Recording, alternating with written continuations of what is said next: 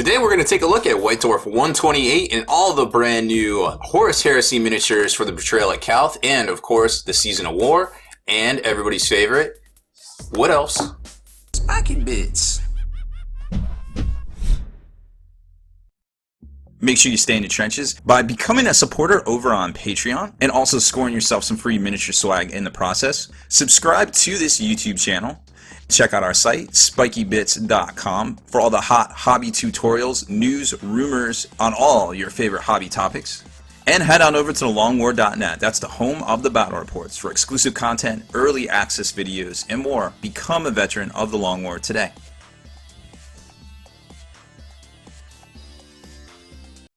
Okay, so they're not really what else. They're more Sylvaneth, but you know what I mean. Anywho, so finally we have the new Betrayal at Calth miniatures in box set form that will be hitting the shelves next week, right about the same time that the global campaign kicks off for the Age of Sigmar, as well as, you know, all sorts of exciting stuff because the Journal's Handbook will be out the week after. So it's looking like a super hot hobby summer this year, right? 2016 is looking fresh.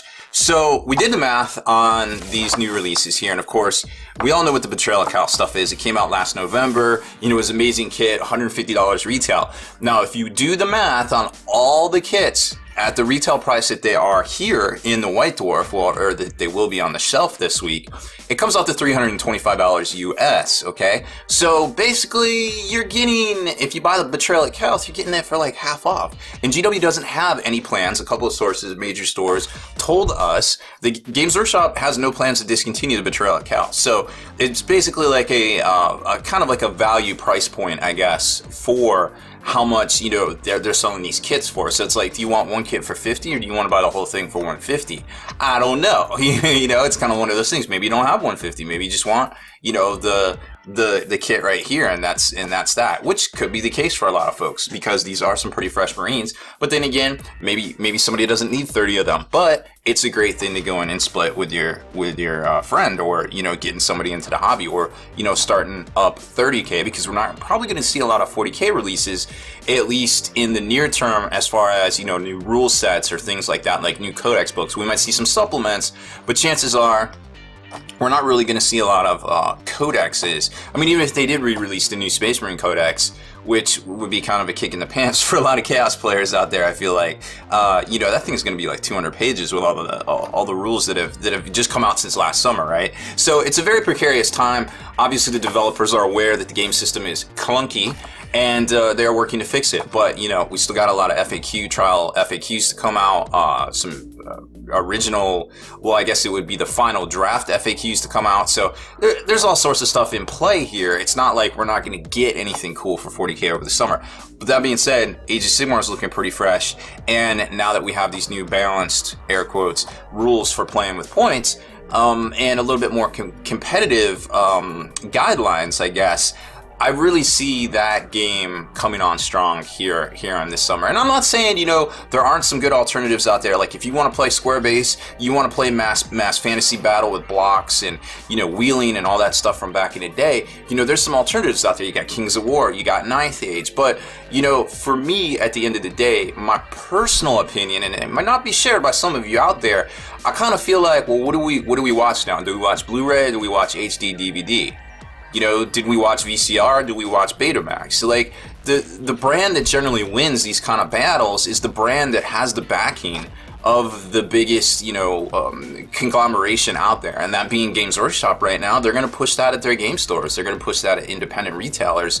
And, you know, little Timmy and Tommy coming into a game store, unless the guy behind the counter knows about Ninth Age or knows about Mantic, or the store even stocks Mantic, they might not get a fair shake at even knowing about those systems, but they're going to get the Age of Sigmar spiel. You know, they're going to get the Age of Sigmar intro. So I feel like at the end of the day, whether you agree that Age of Sigmar is the better game, I feel like it's going to win out, you know, longevity-wise. So there it is. I'm done with my soapbox. Back to the White Dwarf. Okay, so we saw the Mark IV guys last year. Great looking kit. You know, comes with all sorts of doodads in here. You know, you get all sorts of weapons. You get the combi weapon. You get all the special weapons. You basically just don't get a Laskin or a multi-melta in here, which is pretty fresh. Now, this is going to retail for $50. The Cataphractii Terminators, they're pretty dope because they have rules in 40K now, which are actually in this book as well. If you didn't pick up the Angels of Death Codex, well, here you go. Now you get them for free in here. Now, these are only applicable to Space Marines, not Space Wolves, not Blood Angels, not Dark Angels, just Codex Space Marines. So the Cataphractii Terminators, they're definitely a fresh kit. You get basically everything but Thunder Hammers and Storm Shields, which technically there weren't Storm Shields for all the Legions in 30K, so that's probably why they didn't do that. But you get all sorts of weapon options in here. And remember too, if you take a captain with Terminator or with the Cataphractii armor, he makes the squad he's attached to slow and purposeful. Whether they carry that over into the new edition of 40K, which I imagine is going to be less clunky, I don't know. I don't know how USRs are going to work. I imagine much like the keywords in Age of Sigmar. Contemptor Dreadnought, $65 US. I think, no, $60 US. These guys were $65. Yep, these guys were $65 US. Contemptor Dreadnought, it's pretty fresh. You got to do some work if you want to change out the arms. You can magnetize them. We got some tutorials up on Spiky Bits about how to do it. There's plenty of how to, work in progress pictures and things all throughout the internet. But, at the end of the day, it is just still that one sprue with a base that comes with it, just a plain black base there. So, there's still some opportunity to pick up the extra arms and stuff off Forge Roll, but this is not the ball and socket kit. This is the exact kit it comes from, the Betrayal at Cal. So take that for whatever it means, according to your hobby needs there. And then the Space Marine Heroes pack, which has the dope-ass Chaplain, and then the sweet Captain and Cataphractii armor, which is a pretty sweet model. Of course, they have names, they're special characters, and, the Betrayal of Calth here, but you can use them for whatever, obviously, there.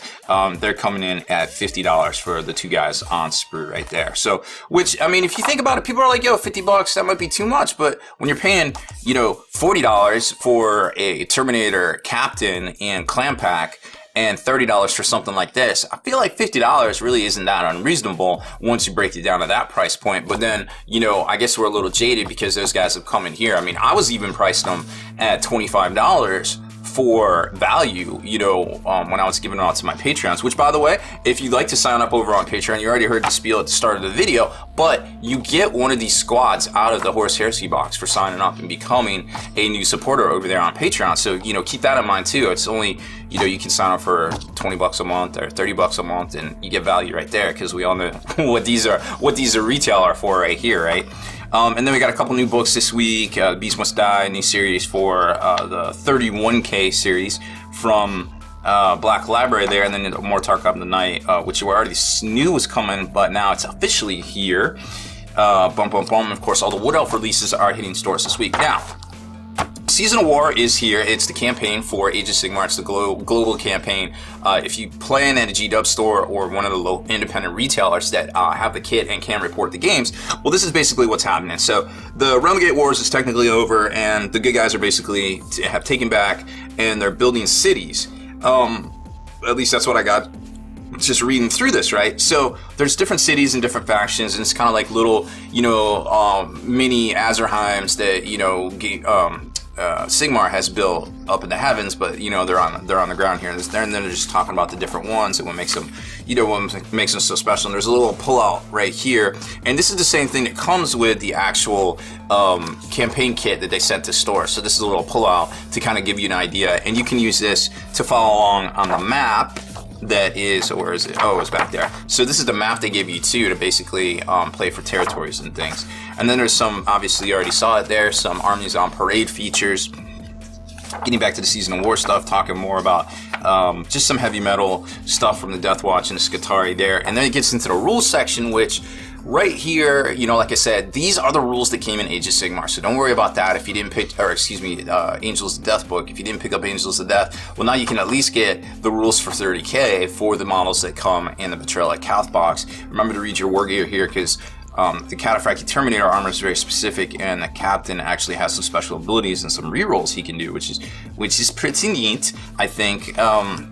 The Contemptor Dreadnought at 170 feels a little pointy. I'm not exactly sure. Some people say it is, some people say it isn't. But at the end of the day, we really haven't seen Dreadnoughts, carrying carrying games of 40K in quite some time. So I don't know. I'm optimistically hopeful that we'll see more Contemptor Dreadnoughts here on the tabletop soon. And then it gets into the teaser, which of course we already kind of knew for next week, would be accessory reading for all the Generals of the Mortal Realms. The General's Handbook is coming soon for Age of Sigmar, and that I think is $50 retail, I want to say, give or take there. So gonna be a good time. I mean, lots of good stuff coming out here in the next couple of weeks. Like I was saying, I think it's a great time to be in the hobby in general, and make sure that you're always looking out, if you're in the game stores, looking out for some of those new players that are coming in with the new Battle for Vedros, or just new players in general. I mean, Warhammer Total War's out, Dawn of War 3 trailers are out there. Every new day, somebody's getting exposed to at least the universe or the background of the hobby, maybe not the miniatures themselves, and, become more curious and more curiouser as they start hearing more and more about these games and things like that. So it's a great time for the hobby, I feel like. And there's just so much stuff coming out. We don't even know what's coming out towards the end of the month. We just know the Age of Sigmar is coming out, the new General's Handbook. So we might see some, who knows? We're hearing stuff every day, new stuff here and there. We know more board games are coming out. It's just a really exciting time, and I'm super happy to be part of this hobby. And that's pretty much it. So we got 2 more issues. I think it's ending in 131. Then we're going to take GW's taking a break for White Dwarf in August. There will be no White Dwarfs in August. And then the new monthly issue will start up again in September. So we're counting them down. Only 3 left. Deleted scenes, bonus content, and all the interviews and post-game wrap-up videos can be located in the Hall of Veterans on thelongwar.net. Visit thelongwar.net today and try a week completely free with no strings attached. That's not all. TheLongWar.net is also your hobby resource for exclusive early access with an ad-free experience to all your favorite videos. Members of the Hall of Veterans gain early exclusive access to multiple hobby videos.